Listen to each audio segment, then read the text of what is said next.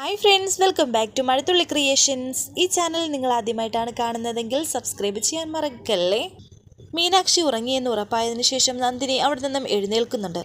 ജയറാമിൻ്റെ ഫോട്ടോയ്ക്കരികിലിരിക്കുന്നു. എനിക്കിനിയും ഈ അപമാനഭാരം താങ്ങാൻ കഴിയുന്നില്ല ജയേട്ടാ. ആരും നമ്മുടെ കുഞ്ഞിനെ അംഗീകരിക്കില്ല. കളിയാക്കലും കുത്തുവാക്കുകളുമായിട്ട് ഞാൻ എങ്ങനെയാണ് മുന്നോട്ട് പോകുന്നത്? ഇനിയുള്ള ജീവിതം എന്താവുമെന്ന് എനിക്കറിയില്ല. അവിവാഹിതയായ ഒരു പെൺകുട്ടി ഗർഭം ധരിക്കുന്നതിനേക്കാൾ മാനക്കേട് ഞാൻ അനുഭവിക്കേണ്ടി വരും. എൻ്റെ വയറ്റിൽ വളർന്ന കുഞ്ഞിനെ നഷ്ടപ്പെട്ടു എന്ന് പറഞ്ഞാൽ മീനാക്ഷി പറയുന്നത് പോലെ ജയറാമേട്ടനോട് ഞാൻ ചെയ്യുന്ന ഏറ്റവും വലിയ ക്രൂരതയായിരിക്കും അത്. അതുകൊണ്ട് ഞാനായിട്ട് മറ്റൊരു തീരുമാനം എടുത്തിട്ടുണ്ട്. ആ തീരുമാനം എൻ്റെ ശരിയെന്ന ഉറച്ച വിശ്വാസത്തിലാണ് ഞാൻ ചെയ്യാൻ പോകുന്നത്. എന്നോട് ക്ഷമിക്കണം ജയറാമേട്ട. എന്നിട്ട് മീനാക്ഷിയുടെ അരികിലിരിക്കുകയാണ് നന്ദിനി. ദേവമ്മയ്ക്കറിയാം മോള് എത്രമാത്രം അമ്മയെ സ്നേഹിക്കുന്നുണ്ടെന്ന്. അമ്മയോട് മോള് ക്ഷമിക്ക്. അങ്ങനെ ഇപ്പോൾ നന്ദിനി അവിടെ നിന്നും എഴുന്നേറ്റ് പോകുന്നു. മുൻഭാഗത്തെ വാതിൽ തുറന്ന് പുറത്തേക്ക് ഇറങ്ങുകയാണ് നന്ദിനി. നേരെ കിണറ്റിൻ്റെ ചുവട്ടിലേക്ക് വന്നു. കിണറ്റിലേക്ക് നോക്കുകയാണ്. അങ്ങനെ നോക്കി നിൽക്കുന്നു. ഈ സമയം മീനാക്ഷി ഉണർന്നു. നോക്കുമ്പോൾ അരികിൽ നന്ദിനിയില്ല. ദേവമേ ദേവമേ എന്ന് നന്ദിനി വിളിക്കുന്നുണ്ട്. മീനാക്ഷി വിളിക്കുന്നുണ്ട്. പെട്ടെന്ന് തന്നെ മീനാക്ഷി താഴേക്കെല്ലാം ഇറങ്ങി വന്ന് നോക്കുമ്പോൾ മുന്നത്തെ വാതിൽ തുറന്നു കിടക്കുന്നതാണ് കാണുന്നത്. ഈ സമയം കൊണ്ട് നന്ദിനി കിണറ്റിൻ്റെ ആ പടിക്കൽ കയറി നിൽക്കുന്നുണ്ട് താഴേക്ക് ചാടാനായിട്ട്. കരഞ്ഞോണ്ട് നിൽക്കുകയും വയറ്റിലിങ്ങനെ അമർത്തുകയും ചെയ്യുന്നുണ്ട്. നന്ദിനി കിണറ്റിലേക്ക് ചാടാൻ തുടങ്ങുന്നു. കാലെടുത്ത് മുന്നിലേക്ക് വെക്കുകയാണ്. പെട്ടെന്ന് പിന്നിൽ നിന്ന് മീനാക്ഷി നന്ദിനിയെ പിടിക്കുന്നു. നന്ദിനി തിരിഞ്ഞു നോക്കുകയാണ്. അപ്പോൾ മീനാക്ഷി, ഒറ്റയ്ക്ക് ചാടണ്ട, ഞാനും കൂടി ചാടാം. എന്നെ ഒറ്റയ്ക്കാക്കി ദേവമ്മ പോണ്ട. അങ്ങനെ കരഞ്ഞുകൊണ്ട് താഴേക്ക് ഇറങ്ങുകയാണ് നന്ദിനി.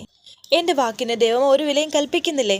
എല്ലാവരും എല്ലാം അറിയുമ്പോൾ ഒറ്റപ്പെടുത്തുമോ എന്നുള്ള ഭയം, കുറ്റപ്പെടുത്തുമോ എന്നുള്ള ആശങ്ക, അതെല്ലാം കൂടി ആലോചിച്ചപ്പോൾ മനസ്സിൻ്റെ കണ്ണിൽ ഇരുട്ട് കയറിപ്പോയി. അതിന് ഇതാണോ വഴി? ഞാൻ അമ്മയായി കണ്ട് സ്നേഹിക്കുന്ന ആൾ ഇങ്ങനെ ഒരു ഭീരുവാണ് എന്ന് ഓർക്കുമ്പോൾ എനിക്ക് വലിയൊരു നാണക്കേടാണ് തോന്നുന്നത്. ഞാനിപ്പോൾ വന്നില്ലായിരുന്നെങ്കിൽ എന്താ സംഭവിക്കുകയെന്ന് ആലോചിച്ച് നോക്കിയേ. ദേവമ്മ കിണറ്റിൽ ചാടി ആത്മഹത്യ ചെയ്തു എന്ന് എല്ലാവരും അറിയുന്നതിനൊപ്പം തന്നെ ഗർഭിണിയായിരുന്നു എന്ന് കൂടി എല്ലാവരും അറിയും. ഇവിടുത്തെ ആൾക്കാരുടെയും ബന്ധുക്കാരുടെയും നാട്ടുകാരുടെയും മനസ്സിൽ പല ചോദ്യങ്ങളും ഉണ്ടാകും. മരിച്ചാലും മാറാത്ത ആ നാണക്കേടിനപ്പുറമാകില്ല ദേവമ്മ ഈ സത്യം എല്ലാവരെയും അറിയിച്ചാൽ. ഈ അവസ്ഥ എല്ലാവരും അറിയുമ്പോൾ ദേവമ്മ കരുതുന്നത് പോലെ ആകില്ല. അത് കേൾക്കേണ്ടി വരുന്ന എൻ്റെ അവസ്ഥ ദേവമ്മയെന്ന് ആലോചിച്ച് നോക്കിയേ. എൻ്റെ അമ്മ എന്നെ വിട്ടു പോയതിനേക്കാൾ വേദനയാണ് ഇത്. ദേവമ്മയ്ക്ക് ഇതൊക്കെ ഞാൻ പറഞ്ഞു തരണോ? ഒരു നിമിഷം ഇതിന് പുറപ്പെടുമ്പോൾ മറ്റുള്ളവരെ എങ്ങനെയാണ് അത് ബാധിക്കുന്നത് എന്ന് ആലോചിച്ചുകൂടെ? എനിക്കിങ്ങനെ കുറേ ദേഷ്യത്തോടെ തന്നെയാണ് മീനാക്ഷി പറയുന്നത്. ഇതെല്ലാം കേട്ടു നിന്ന് കരയുകയാണ് നന്ദിനി. ഇതേസമയം ജഗദീഷ് വെള്ളം കുടിക്കാൻ എഴുന്നേൽക്കുമ്പോൾ വെള്ളമില്ല അവിടെ. മീനാക്ഷി ഇതേസമയം നന്ദിനിയോട് വീണ്ടും സംസാരിച്ചു കൊണ്ടിരിക്കുകയാണ്. ആദ്യം ദേവമ്മ കുഞ്ഞിനെ നശിപ്പിക്കാൻ നോക്കി. ഇപ്പോൾ ദേ സ്വയം ജീവനെടുക്കാൻ ശ്രമിക്കുന്നു. ഞാൻ എന്താ ഇതിനൊക്കെ പറയേണ്ടത്? ദേവമ്മ ഇപ്പോൾ ഈ കാണിച്ചത് ചതിയാ. എനിക്കിങ്ങനെ സംസാരിച്ചുകൊണ്ടിരിക്കുമ്പോൾ ഇവരുടെ സംസാരം ജഗദീഷ് കേൾക്കുന്നു. എന്നേക്കാൾ അച്ഛനും അമ്മയ്ക്കും സ്വന്തമെന്ന് പറയാൻ ആകെയുള്ളത് ദേവമ്മയുടെ വയറ്റിൽ വളരുന്ന ഈ കുഞ്ഞാണ്. അതിനെയാണ് ഇല്ലാതാക്കാൻ നോക്കുന്നത്. എല്ലാം അറിഞ്ഞു കഴിഞ്ഞ് ഇവിടെ എല്ലാവരും അംഗീകരിച്ചാൽ പിന്നെ അമ്മ ഈ ചെയ്യുന്നത് മണ്ടത്തരമാവില്ലേ? ആദ്യം ഇതിനൊരു തീരുമാനമാവട്ടെ, എന്നിട്ടല്ലേ ബാക്കി. ഇനിയും ഞാൻ പറഞ്ഞത് മനസ്സിലാകുന്നില്ലെങ്കിൽ ചാക്. അതിന് തയ്യാറായിട്ട് വന്നതല്ലേ? ദേവമ്മയുടെ മനസ്സിൽ എന്താണെന്ന് എനിക്ക് നന്നായിട്ടറിയാം. ഇനിയെങ്കിലും ഞാൻ എന്താ പറയുന്നതെന്ന് അമ്മ മനസ്സിലാക്കണം എന്നൊക്കെ മീനാക്ഷി പറയുന്നു. ഇതെല്ലാം ജഗദീഷ് കേൾക്കുന്നുണ്ട്. നന്ദിനിയെ നിർബന്ധിച്ച് മീനാക്ഷി അകത്തേക്ക് കൊണ്ടുപോവുകയാണ്. ആ സമയം ജഗദീഷ് മുന്നിൽ നിൽക്കുന്നു. ജഗദീഷിനെ കണ്ടപ്പോൾ രണ്ടുപേരും ഒന്ന് ടെൻഷനാവുകയാണ്. നിങ്ങൾ പറഞ്ഞതൊക്കെ ഞാൻ കേട്ടു. ഇനി എന്താ ഇടതിയുടെ തീരുമാനം? എനിക്ക് എന്താ ചെയ്യേണ്ടതെന്ന് അറിയില്ല ജഗദീഷേ. എൻ്റെ നിസ്സഹായ അവസ്ഥ കൊണ്ട് ഞാൻ എന്നെ തന്നെ നശിപ്പിക്കാൻ ശ്രമിച്ചതാണ്. എനിക്കറിയാം എൻ്റെ അവസ്ഥ ജഗദീഷിന് മനസ്സിലാവുമെന്ന്. ഇതെങ്ങനെയാണ് ഞാൻ ഇവിടെയുള്ളവരോട് പറയുന്നത്? അഥവാ പറഞ്ഞാൽ തന്നെ പരിഹാസമായിരിക്കില്ല ഇവിടെയുള്ളവരുടെ മറുപടി. എനിക്കും ജയറാമേട്ടനും ഒരു കുഞ്ഞു വേണമെന്ന് ആഗ്രഹിച്ച കാലം ഉണ്ടായിരുന്നു. ഇപ്പോൾ അദ്ദേഹം ജീവിച്ചിരിപ്പില്ല എന്നൊക്കെ പറഞ്ഞ് നന്ദിനി കരയുകയാണ്. അങ്ങനെ ഒരു സാഹചര്യത്തിൽ ഞാൻ എങ്ങനെയാണ് അമ്മയെ പറഞ്ഞ് മനസ്സിലാക്കുന്നത്?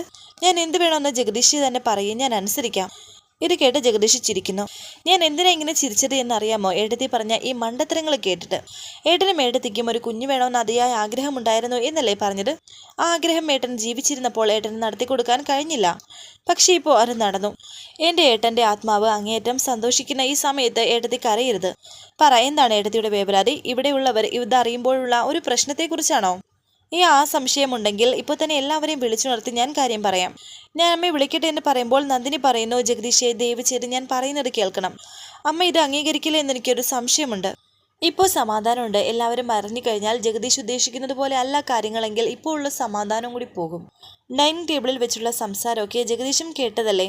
ഒന്നും അറിയാതെ തന്നെ അങ്ങനെ പറയുന്നവർ എല്ലാം അറിഞ്ഞു കഴിഞ്ഞാൽ ഏത് രീതിയിലാണ് പെരുമാറുന്നത് എന്ന് അത് ശരിയാണ് ചെറിയച്ച, തൽക്കാലത്തേക്കെങ്കിലും ഈ കാര്യം ആരും അറിയണ്ട. ദൈവമായതുകൊണ്ടല്ലേ ചെറിയച്ചൻ ഈ കാര്യം അറിഞ്ഞതും ക്ഷമിച്ചതും. മാലതി ചെറിയമ്മയായിട്ട് വഴക്കുണ്ടാക്കിയത് ഞാൻ കേട്ടിരുന്നു. സാവിത്രി ചെറിയമ്മയായിരുന്നെങ്കിലോ? ഇത് കേട്ട് ജഗദീഷ് പറയുന്നു, അത് മാലതിയുടെ സംസാരത്തിന് ഞാൻ കൊടുത്ത ഒരടിയാണ്.